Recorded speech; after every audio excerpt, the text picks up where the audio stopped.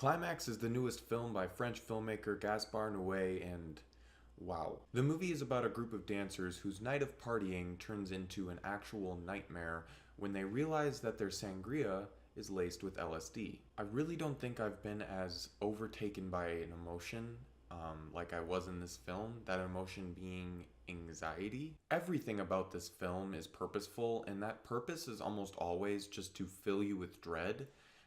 It was awesome. Gaspar writes and directs with a sense of realism that I don't think I've ever seen a director quite accomplish. He's able to string together these really long takes with a ton of actors doing impressive choreography and complicated blocking.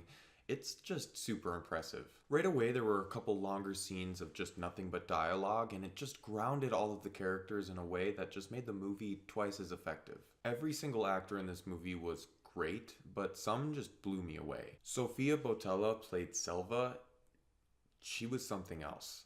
She went from wasn't she like the mummy in that Tom Cruise mummy movie to this, and I'm just like, yeah, no, she was unbelievable. I was just so convinced by her performance. I almost thought it was real, and it made the movie more terrifying. This really isn't a movie for the faint of heart. I mean, you hear that all the time, but this was like a whole nother wavelength of dreadful to me. Benoit Debie was behind the camera, and I applaud him. The mix of fantastic camera work and interesting uses of color made this more than just some relentless downer. It was an actual enjoyable nightmare, if that can be a thing. It was just oddly beautiful for the context. Climax had a soundtrack that's not one you would just like listen to without the movie. It was mostly EDM, and it was all really good music, but it was made in a way that was more entrancing. It like locks you into the film and kind of adds to all the emotions being translated and makes the whole film more of an experience. The visual effects in this film were very well utilized, even if they weren't very apparent.